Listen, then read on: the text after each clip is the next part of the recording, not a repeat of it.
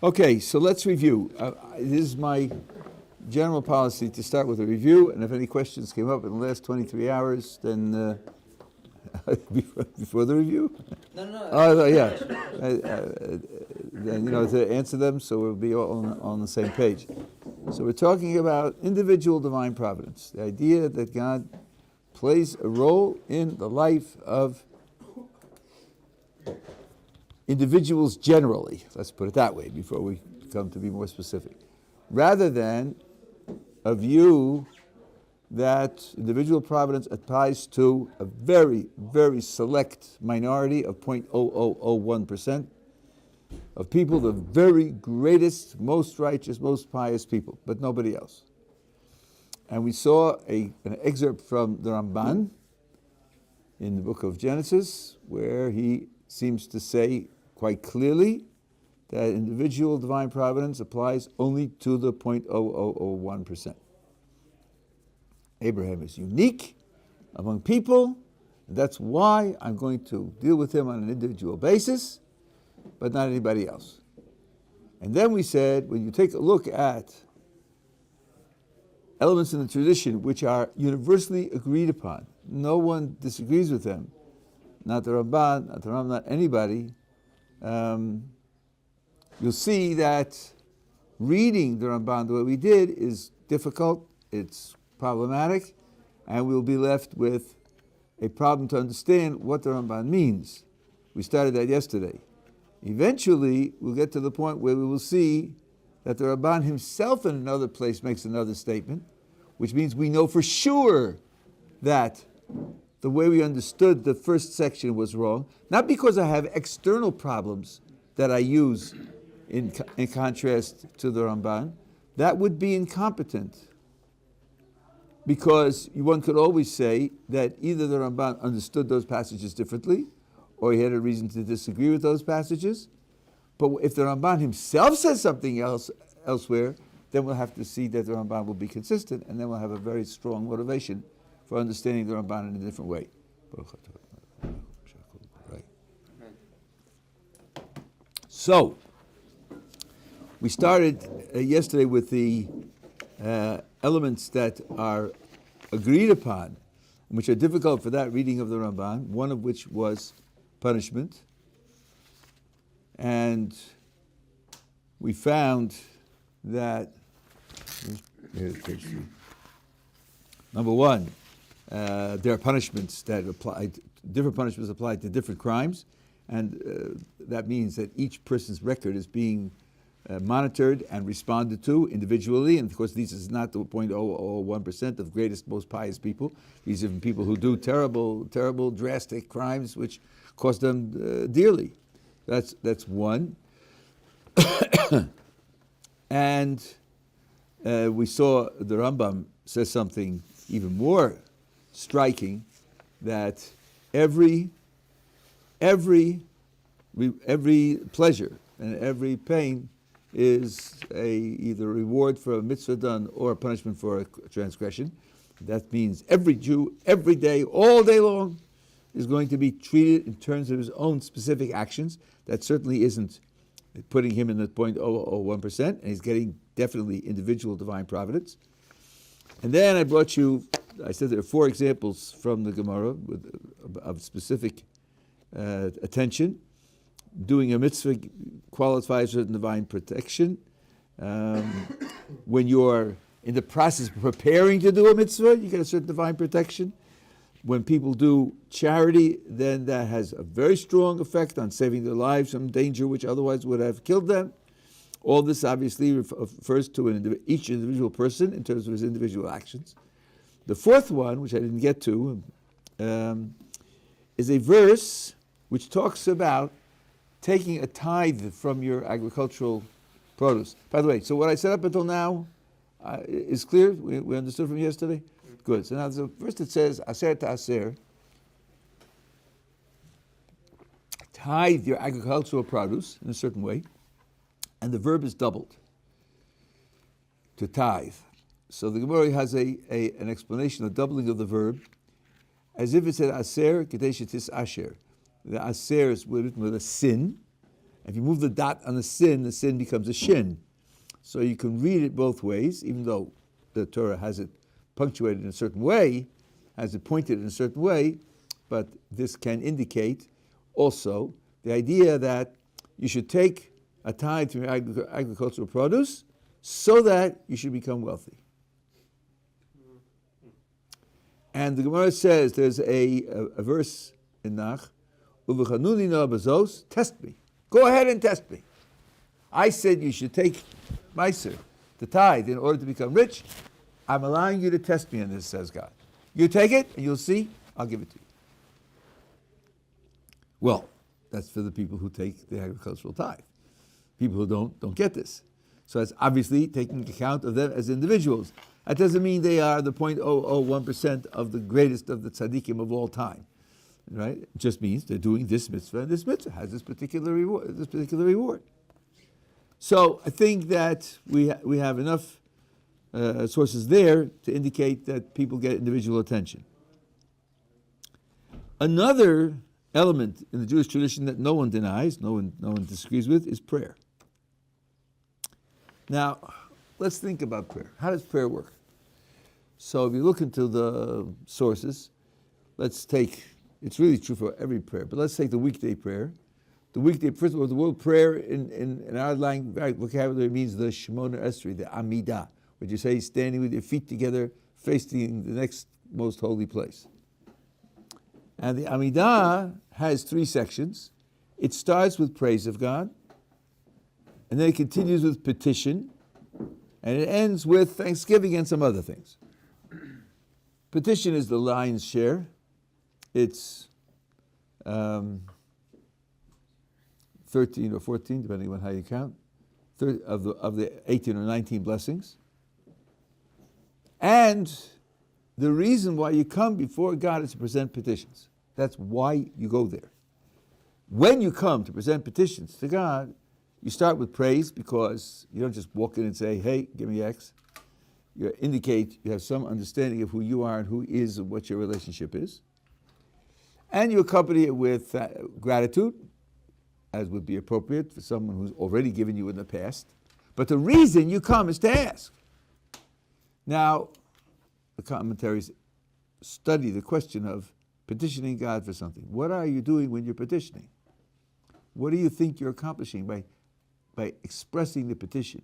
In particular, if you thought that your making the petition would have no influence on the outcome, if you thought that God's decision to give you or not to give you was made independent of prior to whether you pray or not, then praying would be a joke. You can't sincerely ask for something if you are convinced that your asking will have no effect.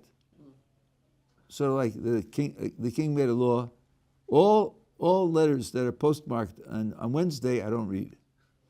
Don't mail me letters on Wednesdays. Okay, fine. Now you have a letter to mail to the king. Would you mail it on Wednesday? Mail a letter he's not going to read? Certainly not. You wait for Thursday. Mail it on Thursday, right? I mean, absolutely no point in making a petition if you are sure that the petition couldn't help.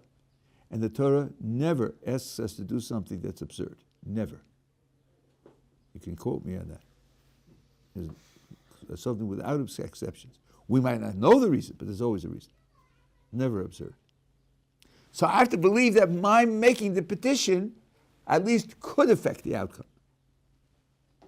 There may be overriding reasons that God has not to grant my petition. That could happen also. But it can't be guaranteed that it won't work, because then it would be absurd to make it. Even surgery isn't guaranteed. You do it because there's a good chance that it'll work, not because it's guaranteed. So, that means that I understand that God will take account of the fact that I'm making my petition for this thing on this occasion, and He will calculate it in together with all the other possible considerations. That means He's taking account of my petition, and it has the force of a reason to give it to me, which together with other reasons will be calculated. So again, I'm getting individual attention. I'm not abandoned to the blind forces of nature. Prayer makes that idea an impossible idea.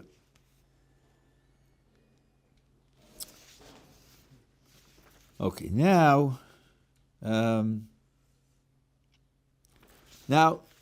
this means that we have pressure to understand that quotation from the Ramban in a different way. Now let's go to the second quotation from the Ramban. This is what he writes in Shmos, the end of Parshas Bo, the very famous passage in the Ramban. This is what he says. From the great open miracles, a person comes to admit the hidden miracles, which are the foundation of the entire Torah. So, there are great open miracles, like crossing the sea when the sea splits, or the pillar of fire and the pillar of cloud that led us through the wilderness, or the revelation at Sinai, or the manna that they ate continuously, or some of the wars that they fought. Those are obvious and open. But that's important, but at least it's something that's more important. From the great open miracles, a person comes to admit the hidden miracles, which are the foundation of the entire Torah. So the foundation of the entire Torah is the hidden miracles, the ones you don't see. And one of the important features of the open miracles is they lead you to admit the hidden miracles. For, says the Ramban, if you didn't get it clearly yet, here he's going to nail it in. No person has a share in the Torah of Moses until he believes that all of our matters, and I'm putting in chance occurrences, are miracles. Everything that happens to us, and all the occurrences which on the surface appear to be chance, appear to be unregulated, appear to be blind, mechanical nature included, they're really all miracles. None of them are natural and the way of the world. Boy, he's really nailing it in, isn't he? You can't budge from that. There's no such thing as nature at all. Everything that happens is miraculous. And in case you had a mistake about where this applies to the community and to the individual. No, the Jewish people as a community is special. The people of Israel got a special commitment to the people. Yes, he does. And he also has this commitment to individuals as well. Hold on a second. Rather, what should we believe? If he performs the commandments, then his reward will give him success, and if he violates the commandments, then his punishment will cut him off, all from the decree from above, not because of any blind nature at all. There's no such thing as blind nature altogether. This is a gigantic, all-encompassing statement.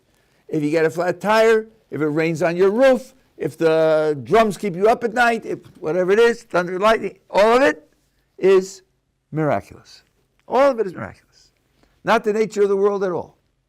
Now, I think everybody agrees, as part of the definition of a miracle, it's something that comes directly from Hashem, and it's made on purpose, something that doesn't happen blindly. He's telling us, and the word that he uses here when he says our chance occurrences is the same word he used in Genesis, where he said that people are abandoned to chance. In Genesis, he said we're abandoned to chance. And in Exodus, he says, if you believe in chance, you have no share in Moses' Torah. That's a pretty stark contradiction. It's a pretty stark contradiction. According to what he writes in Exodus, he himself, or his statement in Genesis, should have no share in Moses' Torah. So for sure, we're not understanding something. Right? Yeah. Didn't he say that you're only placed into providence by chance back in the Genesis statement? No. He says for chance. The providence, the relationship of providence to you is a relationship of chance, which means the providence doesn't apply to you. The word chance is the opposite of providence. So now, first of all, we have to understand that this idea that from the open miracles, you come to admit the hidden miracles. Why should you do that? Why should you do that? Why should you make that transition? Maybe, like I said yesterday at the beginning, maybe some of the time, indeed, God intervenes in the world and makes things happen because it's necessary, like crossing the sea. But other times he leaves it to nature to function. Maybe it's a periodic thing. So there's like a two-step process here. First of all, from the open miracles, you see what God's capabilities are. He's able to act against what we call nature at will. The natural world sets no limit on what he can do. From the point of view of the Rambam and the Ramban, the other medievals, in accounting for the universe, there were only two choices. Either nature runs the world, and it runs the world of necessity, it can't be other than it is, or there's a creation. There are no other possible ways to explain how the world runs. So, since in the open miracles you see that nature is not running the world, there's something above nature that can violate nature at will, then that leads you directly to a creator. So you have the existence of a creator who does interfere in the world and who has unlimited capability. He knows what's going on in the world because he's responding to particular events in the world. Then the question would be, well, if you want to split history into two parts, the part where God is acting, the part where it's carrying on all by itself, what would be the motivation for that? God gets tired and needs vacation from time to time? I mean, why would it not be that he's running it all the time, and some of the time he shows you that he's running it, and some of the time he doesn't show you that he's running it? What would be the motivation of an all-powerful creator, all-knowing creator, who definitely makes some things happen, to not make other things happen? Does he need assistance to take off some of the burden?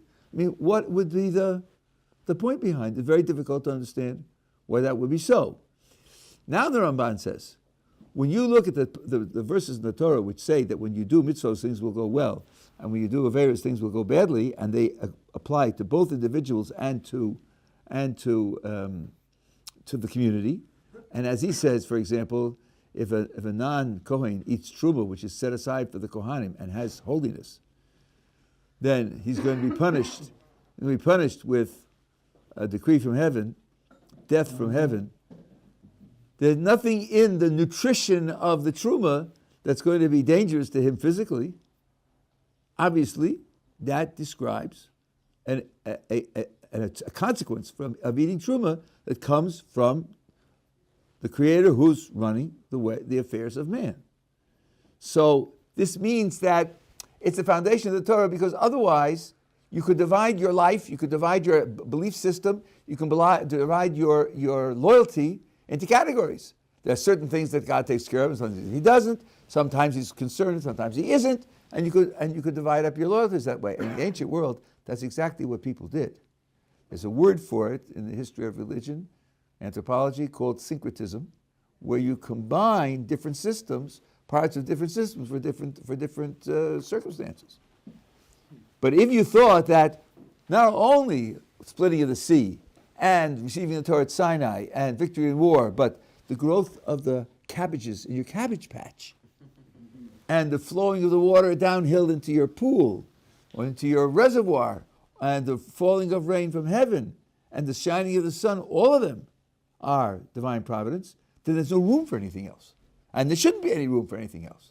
That's why he calls it the foundation of the Torah, one of the reasons. And that means that the providence that's being applied to the world goes down to every detail. So if that's the case, the idea of being abandoned to blind forces of nature has no place whatsoever. Then the crucial question is, how am I going to understand what he says in Genesis? Yeah. I'm sorry. I don't understand why we have to right away assume that there has to be one creator. Why can't it be multiple powers that run different things? Like they said, there are multiple gods, a Greek philosophy, for example. it's very interesting. The Greek philosophy did not have multiple creators. It had zero creators. There was no creation. There's nothing without which there's nothing. It's always a process. And if you look at the ancient cosmogonies, they're all the same. There was a great serpent, and the hero stabbed the serpent, and the serpent bled, and out of its blood came the world. And there's always someplace where it came from, and there's a thing there that it came from. Right? They don't go back to the idea of nothing as the alternative to there being something. They don't do that. Polytheism we can completely rule out. I'm sorry? Polytheism. Policy? Polytheism.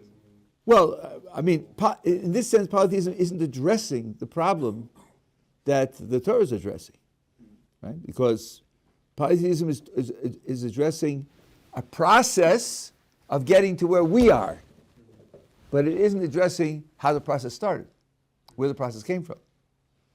So it's just not the same intellectual context as the context of the Torah. Yeah. I think I just got a little lost on how we got from Hashem can do these open miracles to that means he is playing a role in the very intricate details of our life. Okay, so let me. I mentioned this yesterday. Let me try with a particular piece of vocabulary, which maybe it'll clear away some of the mist. Yesterday we talked about intervening. Now you can only say that A intervenes in B if B has some independent existence. B's there, it's rolling along, and then A puts up a dam. Stop. A is intervening in B because A is changing what B otherwise would do on its own. But there has to be B has to exist, and B has to have its own character, and be operating a certain way, and then A interferes with that operation. The picture we're getting here from the Ramban is that there isn't any B.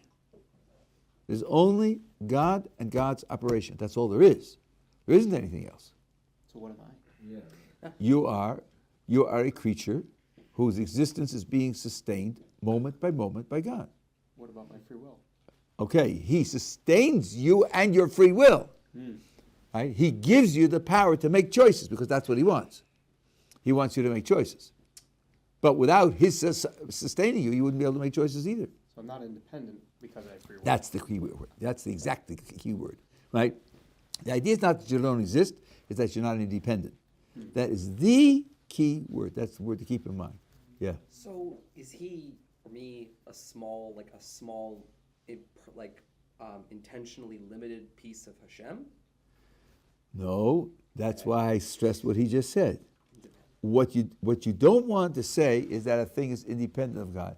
The opposite of that is not that it's part of God. The opposite of that is that it's dependent on God. The opposite of independent is dependent. The opposite of independent is not piece of. Right?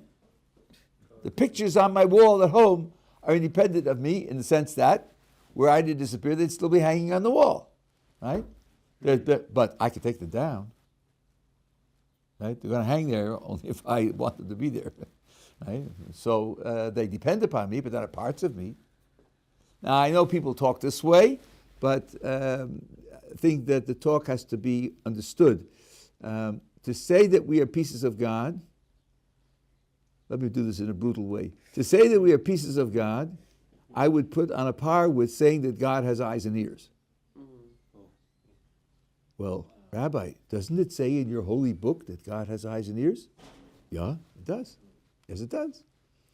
But it doesn't mean that he has physical organs. It means something else. And you understand that. You know, you take that for granted. God is not a grandfather in the sky, smiling and shedding a tear from time to time. We don't think of God that way. Well, those words in the tradition, if you had words in the tradition, I don't think these words are anywhere anyhow, but if words in the tradition would say we are pieces of God, you'd have to do the same job for pieces of God that you do for God's eyes and ears. When you hear God's eyes and ears, you say, well, not the way we mean it. Not really the way we say eyes and ears. It means something else. Same thing with piece of God has to mean something else. God doesn't have pieces. Physical objects have pieces. Things that aren't physical don't have pieces. God is everywhere. Really? Right here? The table?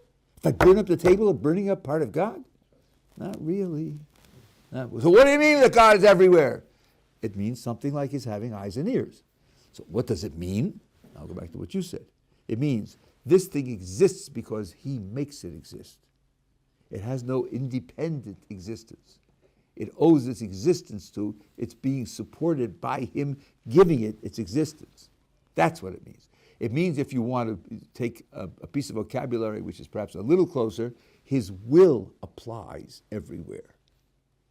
No place is shielded or disconnected from His will. That's true. But there, when you're talking about the will, you're talking about the will's content is, this shall happen. That's the intellectual content of the will. This shall happen, then it happens. It happens because His will makes things happen. That doesn't make you a piece of. It means you're dependent upon. That's what it really means. So now the question is this: since He creates the whole, and He certainly is not bound by the whole, what then am I going to understand to be, if we now ourselves speculating how the world runs, to say that He makes the whole, and He makes things happen in the whole, but only some things, and not other things? Well, first of all, what would be doing the other things that He wasn't doing it? And if He creates something to do it, isn't He doing it? It's like my oldest son, who's very, very good at these things. There's a verse which describes God as riding on the angels. So he said, now let's figure this out. Is God getting a free ride, just make the trip easier? God is creating the angel, and God is giving the angel its power of motion, and God's giving the angel its strength to carry him, right? Is He getting something out of it? Is He getting a profit out of it? He said it's just like the mother who invites her 6-year-old to help her bake a cake. Aha! So now it's going to be easier when he cracks the egg and it falls on the floor, and when he spills the milk, it's going to be much easier because she has her 6-year-old helping her, right? Probably not. Here, God doesn't need the angels. Whatever the angels do, He's giving them the power to do. So this is a question of the way in which He wants to do something, but He's doing it. Without His power in them, they couldn't do anything. It's not on vacation. That's why the Ramban says that everything is miraculous. So then the question is, what does He mean in Genesis? And here, there's an explanation that I heard from Rabbi Yaakov Weinberg, the Zechron Bracha of Bnei Israel in Baltimore. I remember whether I heard it from him personally or I heard a recording, but he has a very important, deep explanation. But before we get to that, question. I'm just trying to understand, how would a person relate to the concept of individual providence when it's related with death? How is it linked? I mean, of course, Hashem is the one that also provides the death to the individual. But then, he's still being provided his individual. He still participates of the providence, but just as no longer as a free will agent, or like. Well, I'm not sure. Like I'm not sure. Fine. What is death? Death means He stops giving him life. Right. We live moment by moment just because we are provided by life moment by moment. Consider a deep sea diver. Some of them have tubes that go up to the surface, and there's an oxygen source there that's giving them oxygen the whole time. He's alive because he's breathing oxygen from the surface. Cut the tube, he dies. Right? Because Baruch Hu is giving us life continuously. Death means when God stops giving us life. On our own, we don't have any life. I mean, I'm not sure I understood your question, but does that help? Yeah. Okay. So now, what's the explanation? Yaakov Weinberg gave the following explanation. You have to distinguish two things. You have to distinguish the fact of causation, management, and control, that God is running what's happening. He's making it happen. That's one thing. And another thing is, what is the purpose for which He's doing this?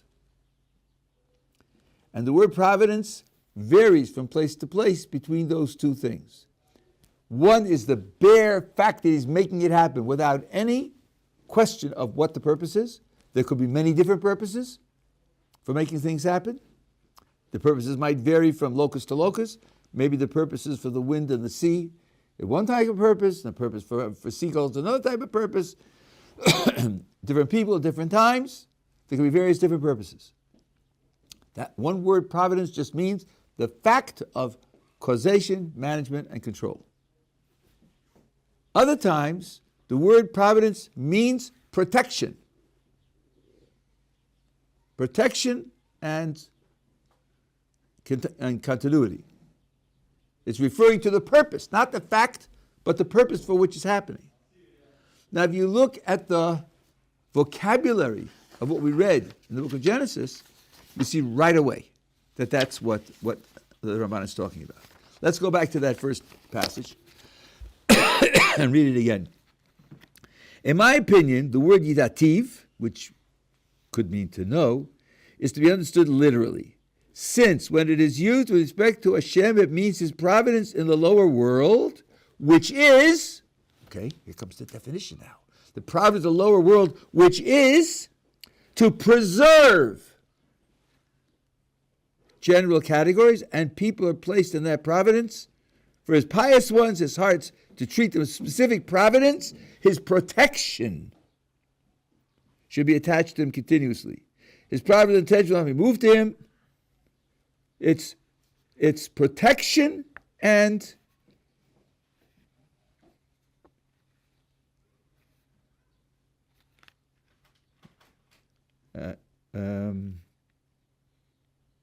preservation. Protection and preservation.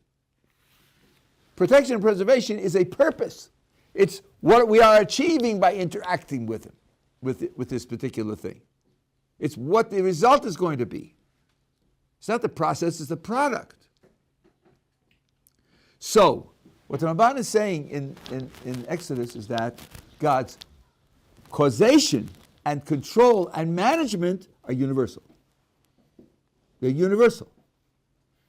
Down to the smallest thing in the world. And there are a couple of passages in the Ramban who say the same thing. The Ramban was very, very strongly influenced by the Ramban. Contrary to what you will hear, that the Ramban was a philosopher and a rationalist, and the Ramban was a mystic, and they come from different schools and warring factions and sects and schism and New York Times style.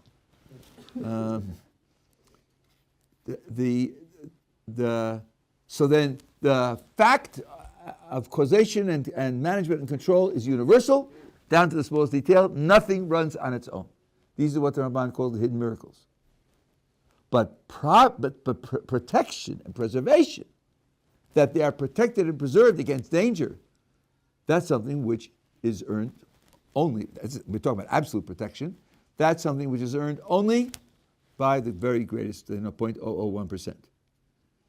It also applies to general categories for another reason, which has nothing to do with our subject, but that's why he puts it together with it, because Baruch Hu protects. He wants general categories to continue, doesn't want any general categories to be wiped out. But it's protection and preservation. And that being the case, there's no contradiction whatsoever. What did we bring problems from? Punishment. Punishment is not protection and preservation. That's a different purpose. That purpose doesn't apply to the great tzaddikim. They don't need to be punished. Most of the time, almost all of the time. They get protection and preservation. That which applies to everybody includes punishment, because people make mistakes. They do things wrong, and those conditions, they're worthy of punishment.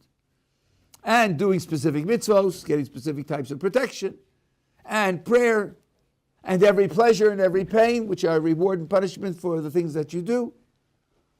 This is different from just protection and preservation. Protection and preservation is reserved for the very, very greatest alone. That's the way to resolve the contradiction, which means that anytime you see the word providence, you have to ask, which meaning is being used? Here the Ramban, in two different places, uses the same words and the same counter word, mikra, which mikra means without providence, and he uses it in the two different meanings. And he doesn't wave the flag and announce, hey, I'm changing my meaning. He thinks he's dealing with an intelligent reader who can figure that out. So mikra, which means chance, in Genesis, mikra means chance, which means the absence of protection and preservation. And that does apply to the vast majority of the population, just as he says. In Exodus, mikra would mean absence of divine causation, absence of divine management. If you believe that, you have no chair in Moses' Torah. God's causation and management and control applies everywhere, everyone, all the time. Okay, so that's the way to get a consistent picture. But as I said, then when we talk about providence, we have to ask which meaning is meant, and as we go through the sources, you'll see that that's going to be a key fundamental question. Yes? So there's nobody that's left to randomness in terms of the causation and manifestation of things in their lives. But what does it mean when it says that someone doesn't have a share in Moses' Torah? Does that mean they're cut off from the next world?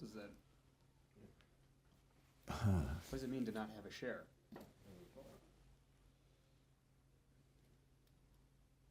We daven every day too for a share in the Torah. No. Okay, I see where you're coming from. No, a person. Let's, for example, take an atheist. Would he have a share in Moses' Torah? I don't think so. I don't think so. Right. So if your beliefs are too far wrong, then you're in your mind, you're not relating to the Creator at all. Now, none of us has a perfect understanding of the Creator. None of us has a complete understanding, and probably people have certain mistakes about what they believe about the Creator. But the Rambam goes through this. The modern philosophers who were too lazy to read the Rambam, they were in another circle. They could have learned it from the Rambam. They made a big deal about this in their personal identity. Different types of mistakes about what you're thinking about create different types of consequences. Sometimes, if you make a mistake about something, then you could be said to just have some wrong information. Other times, if you make a mistake about something, it means you're not connected to the item at all. So, if you think that Joe Biden's intelligence quotient is 142, you make a mistake. Okay? You make a mistake. But if you think that Joe Biden that they're writing about in all the headlines is the proprietor of the local grocery store down the end of the block, and they're worried about his prices, then you don't know who Joe Biden is. You don't know who he is. In the first case, you know who he is. You just make a mistake about one of his features. Second case, you're not in touch with him at all. So now, if you think that he's saying, if you think that the Creator of the universe goes on vacation from time to time, and most of the time it runs on its own, you have no share in Moses' Torah because you don't have God in mind. You have something which doesn't exist in mind. The difference is too fundamental to be considered a relationship with the Creator. But is that to say then you just don't benefit from knowing about the Torah, or there's actually a consequence or punishment for that lack of understanding? Those words won't carry that because it'll depend upon how that happened. Maybe you were taught wrong. Okay. And it's not your fault at all. May not carry it. The point is just that you're out of touch with reality. Out of touch. Altogether. Okay. Yeah. I'm just trying to understand how the difference in purpose in these interventions changes the style of the mechanics of the interventions. And one thing that I guess occurs is that in the general thing that applies to all of us, there's an element of measure for measure, right? So if I do this, if I'm on my way to do a mitzvah, I'll get some specific protection in relation to that. Or maybe I did some other good thing and I'll get some specific protection in relation to that, looking specifically at protection.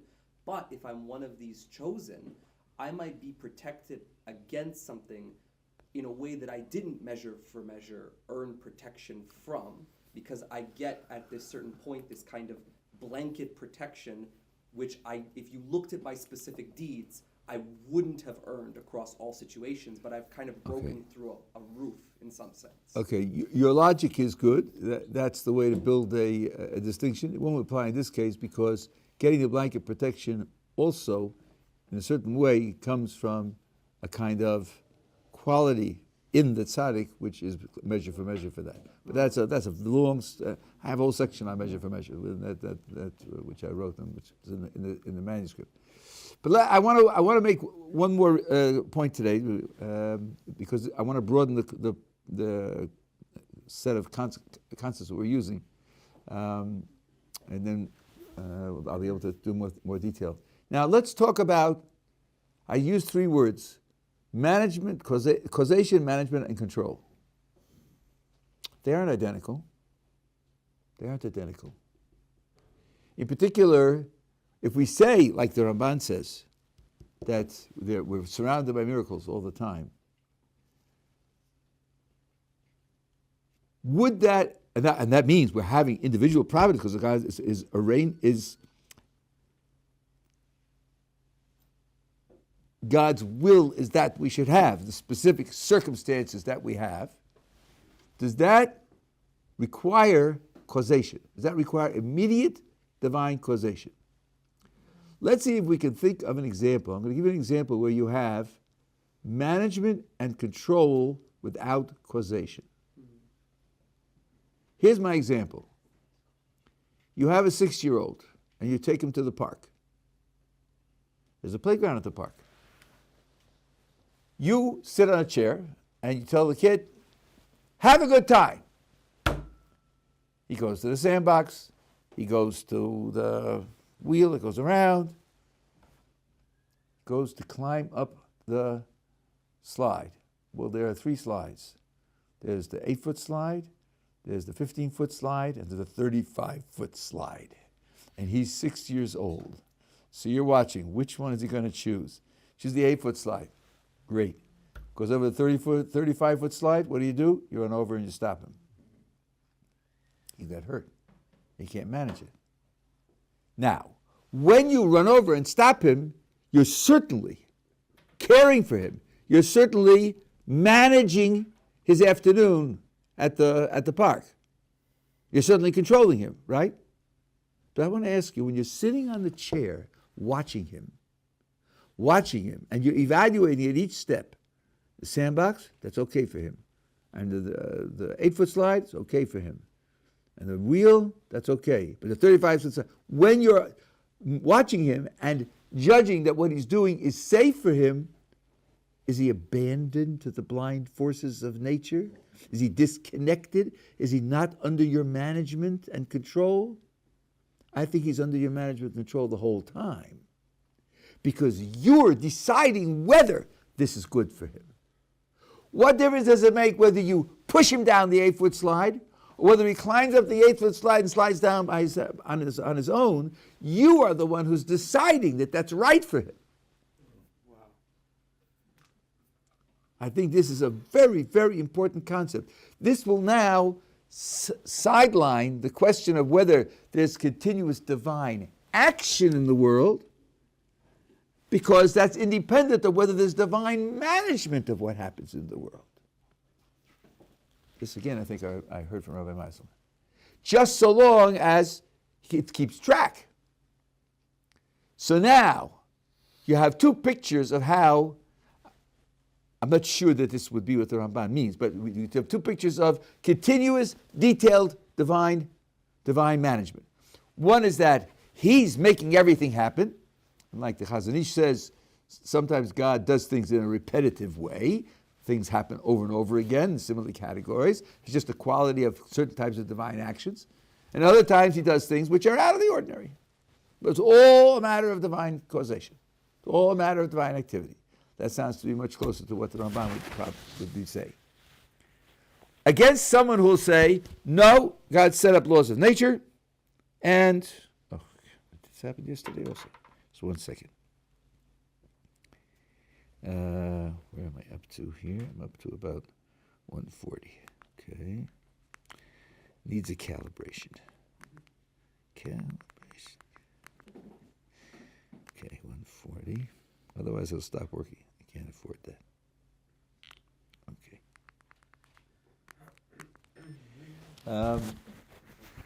So if it's divine causation, of course, there's divine management and control, and it includes causation.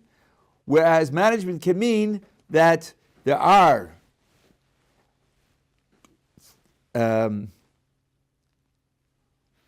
ways in which the world spontaneously develops, but they're being managed the whole time. They're being observed and managed, and as long as they carry out what is appropriate to happen. Now, I want to add one more point. I have 3 minutes. Let's take this a step further. Suppose God sets up a mechanism that works. The picture I've given you so far is, but he's observing.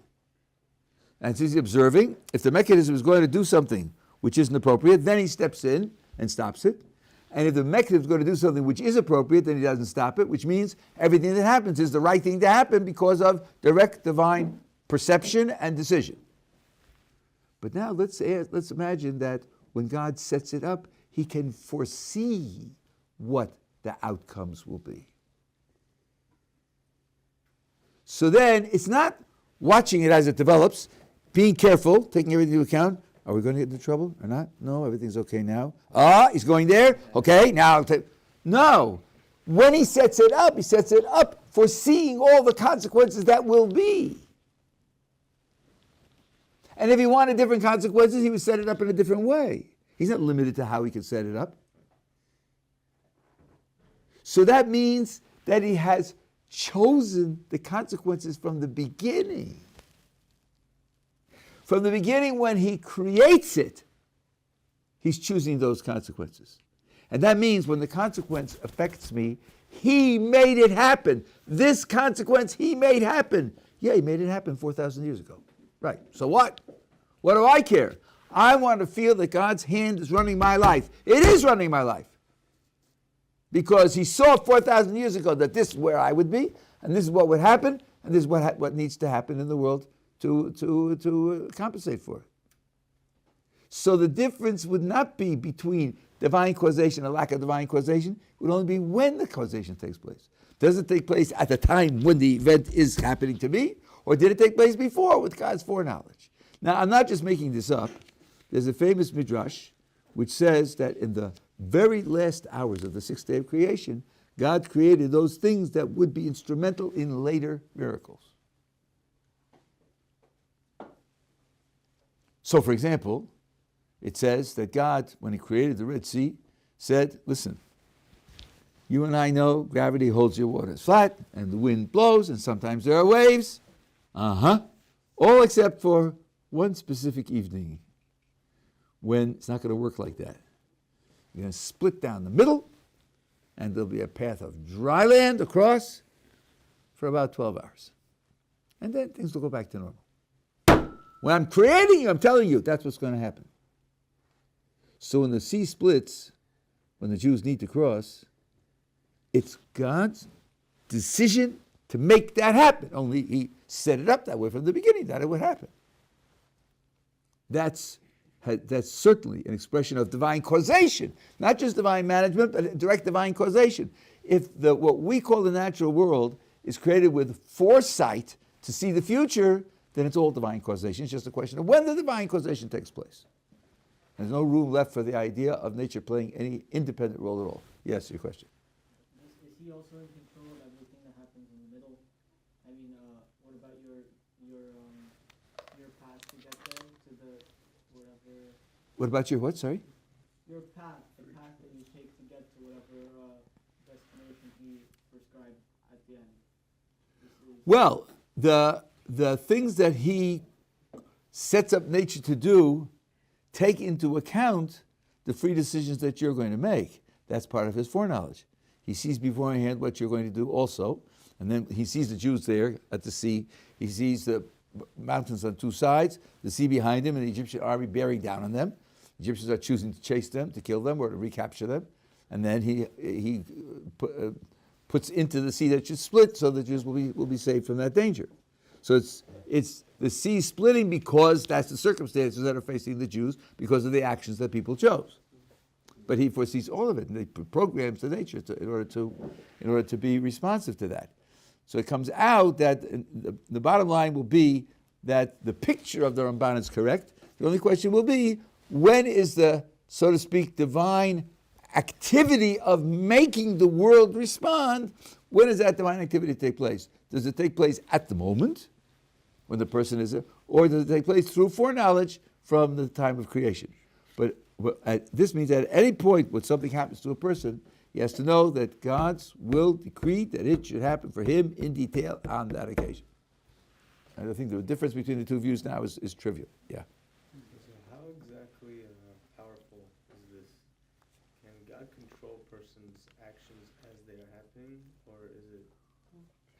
So you don't. I don't think you don't mean the words that you're saying, and I'll just reform the words, and then I'm not going to answer it now. You don't mean can he control? Sure, he can do Right, anything. obviously. You mean does he control? Right. That's what you mean. The short answer is he doesn't control your decision. He doesn't cause your decisions, but everything from there on he causes. Emotions of your body and all the rest are his response to your decisions. Someone else saying that? Yeah. So like something like you were talking about the sea splitting, whatever, and then we have certain times like when Pharaoh's heart was hardened, so essentially he didn't have free will. That's Do you right. think close to like some of these like events like the sea splitting and stuff like that, there's other instances of Hashem maybe controlling somebody's free will, or is it? Yes, the Rambam, who, by the way, not everybody agrees that hardening his heart means losing free will. It may be a surprise too. You might think about that. What else it could possibly mean? Ramban disagrees. The Rambam says it does mean he loses free will, and he says that he kept him alive and took away his free will, so people should know that can happen, not just for Pharaoh. A person can box himself into a situation where God will not allow him to make free decisions. Okay, let's leave it at that. Yeah, last question. Just quick, so working this idea of divine protection to the slide example, it's not going to be quite faithful, but just quick. Let's say you took someone who had the general protection. It might be that you make the consideration when they're at the highest slide, well, they need this experience, and I want them to do it on their own, and then they'll get cut, and then they'll know not to do it again. But let's say, and again, it's not faithful because this is a weakness as opposed to a strength, but let's say I had a kid who had like a bleeding disease, and I knew that if they were to get a small cut, then they would die, and that means that at any time that they get on the slides, these other considerations, like, well, they need to learn a lesson, those would go away. That would be something like, I interfere the moment that they're at risk, and I don't let these other factors play out. That would be how we work in the different kinds of protection. I think that's realistic, right? And we're not talking about the great tzaddikim now, Yeah. because this is a disaster for a child, right? 100%.